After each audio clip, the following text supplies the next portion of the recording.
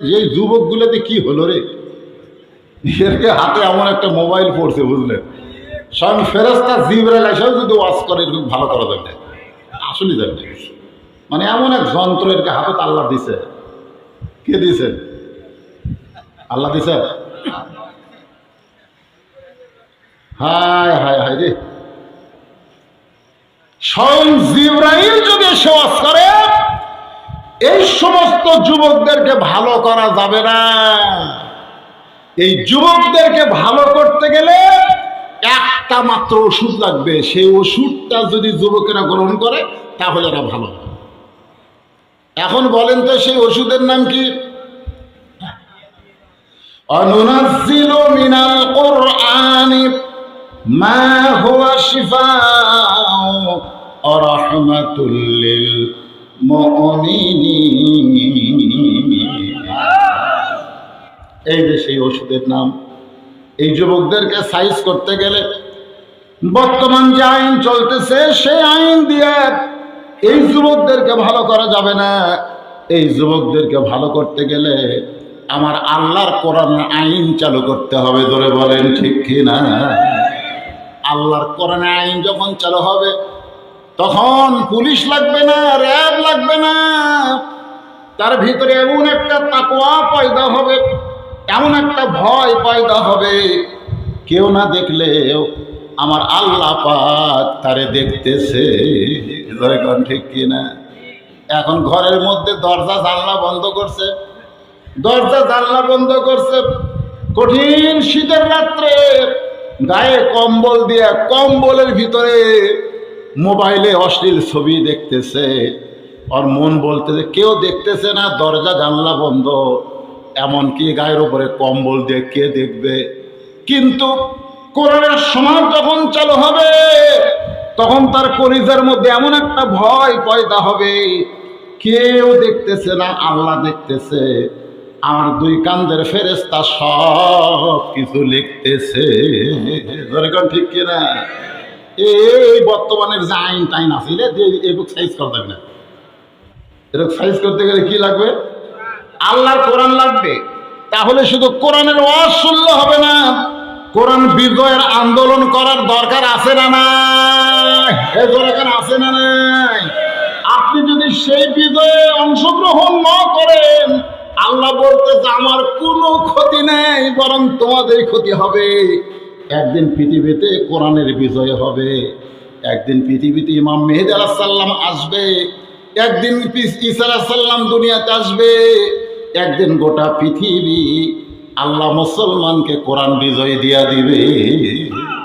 সেই বিজয়ের যদি সৈনিক তোমরা হতে পারো, ভাগ্য ভালো। মান সাআল্লাহু তাআলা আশ-শাহাদাতা বিসিদকিন বাল্লাগাহুল্লাহু মানাজিলাশ শুহাদা ওয়া মাত আলা ফিরাশিহি রাওয়াহুল বুখারী কিতাবুল মাগাজি। জোরে কোন সুবহানাল্লাহ। ইয়াজিদের হাতে একটা লাঠি আছিল। ইয়াজিদের হাতে একটা কি আছিল? ক্ষমতার চেয়ারে বসে আছে, হাতত আছে লাঠি। ওই লাঠিটা হোসেন রাদিয়াল্লাহর মুখের মধ্যে দিছে। কার মধ্যে?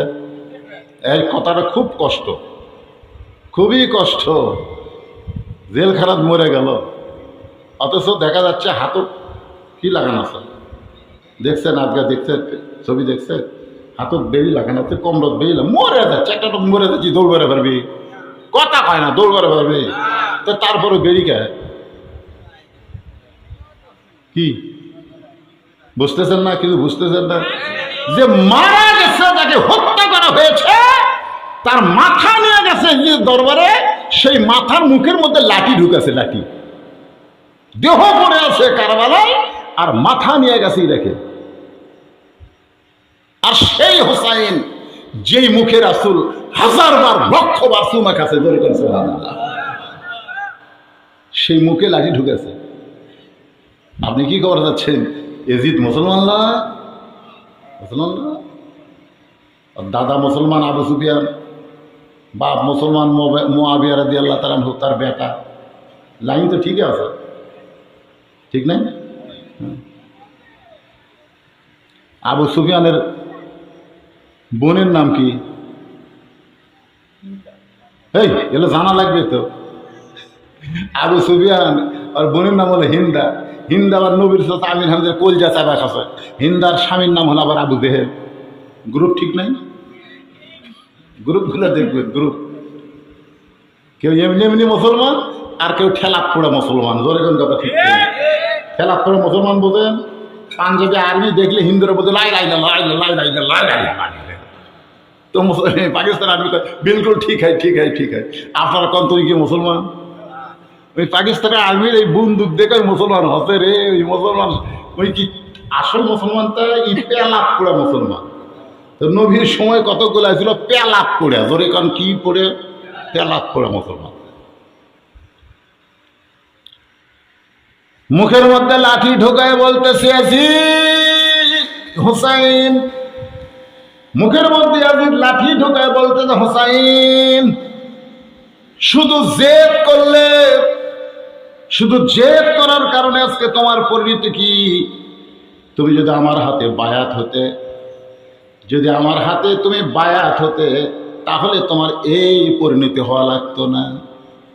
গভীর রাত্রে আব্দুল্লাহ ইবনে ওমর, গভীর রাত্রে আব্দুল্লাহ ইবনে ওমর ওই কারবালার প্রান্তরে হোসেন রাদিয়াল্লাহর তাঁবুর মধ্যে ঢুকে গেছে। জোরে কোন কার মধ্যে? তাঁবুর মধ্যে ঢুকে বলতেছে 72 জন নিয়া তোমাদের চারিদিকে হাজার হাজার ইয়াজিদের সৈন্য ঘেরাও করেছে, বরং তোমরা সারেন্ডার হও, তোমরা ইয়াজিদের হাতে বায়াত গ্রহণ করো। হোসাইন রাদিয়াল্লাহ বলতেছে খেলাফত আর মুলকিয়াত আমার নানা যেটা চালু করেছে সেটা হলো খেলাফত, আর ইয়াজিদ যেটা চালু করেছে সেটা হলো মুলকিয়াত। খেলাফত হলো বান্দা আর মুলকিয়াত হলো আমার আল্লাহ। আমার নানা দুনিয়া থেকে বিদায় নেওয়ার পরে আবু বকর রাদিয়াল্লাহু যেই পথে চলেছে সেই পথ হলো আমার নানার পথ। আবু বকর রাদিয়াল্লাহু বিদায় নেওয়ার পরে উমর ফারুক যেই পথে চলেছে সেই পথ হলো আমার নানার পথ। উমর ফারুক বিদায় নেওয়ার পরে ওসমান গনি যেই পথে চলেছে সেই পথ হলো আমার নানার পথ। ওসমান গনি বিদায় নেওয়ার পরে আমার বাবা হযরত আলী যেই পথে চলেছে সেই পথ হলো নানার পথ, খেলাফতের পথ। কিন্তু ইয়াজিদের সময় সেই পথ পতন করে দিয়ে নিজে একটা পথ তৈরি করবে, হোসাইন জীবন দিবে, কিন্তু বাতিলের সঙ্গে আপোষ করবে না। এর নাম হলো জেদ করা। এরকম জেদ করা জায়েজ আছে না নাই? কথা কন্যাকের আছে না নাই? আপনি যত চেষ্টা করেন আপনি কি বাঁচতে পারবেন? এজন্য মহরম মাস, এই মহরম মাস, এই মহরম মাসে চিন্তা করেন, যতই চেষ্টা করেন আপনি বাঁচতে পারবেন না। যত রঙের ঢঙ্গের চেষ্টা করেন বাঁচতে পারবেন না। মরা লাগবেই। কথা কেন? মরা লাগবেই। আপনি যে দিন আজকে চলে গেল ওই দিন আর আপনি পাবেন? এই যুবকেরা চিন্তা করতেছো, আজ তুমি তরতাজা যুবক আছো, তোমার মতো তরতাজা যুবক আমিও ছিলাম, আমিও ছিলাম তোমারও সামনে। এই জন্যে আব্দুল আলিম একটা গান গাছে, মাঝে মধ্যে আমি দুই একটা গাই। মিশে মায়ায় বন্দি থাইকা করলাম কত খেলা, পশ্চিমে তাকিয়া দেখো তোমার জীবনের ডুইবা গেছে বেলা। এক পলকের নাই ভরসা, এক পলকের নাই ভরসা, মিশে সকল আশা, কখন বুঝি দারুণ ঝড়ে ভাঙবে তোমার বাসা। একটু মনোযোগ দিয়ে শোনো বাবাজিরা। যুবক আছে বলে তোমার দাদাও কিন্তু যুবক ছিল, তুমি যুবক, তোমার বাবাও কিন্তু একদিন যুবক ছিল। একদিন আমাদের সকলকেই মরতে হবে। আল্লাহ বলেছে মরে যাও, মরে যাও, মরাতে কোনো সমস্যা নাই। লা তামুতুন্না, তবে মৃত্যুবরণ করো না ইল্লা ওয়া আনতুম মুসলিমুন, আত্মসমর্পণকারী হয়ে মৃত্যুবরণ করো না। তুমি আল্লাহর কাছে তোমার আত্মাকে সমর্পণ করে মৃত্যুবরণ করো। মরাও সারা 8টা জান্নাতের দরজাও তোমার জন্য খুলে যাবে। তাহলে দুনিয়া হচ্ছে আমাদের কষ্টের জায়গা।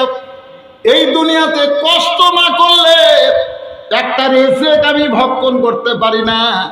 আর মৃত্যুর পরে আল্লাহ যখন জান্নাত দিবে, আমারে কষ্ট করা লাগবে না। আল্লাহ বলেছেন আল্লাহ তাস্তাহি আনফুসুকুম, তোমার মন যা চাবে সঙ্গে সঙ্গে আল্লাহ তোমার সামনে হাজির করে দিবে।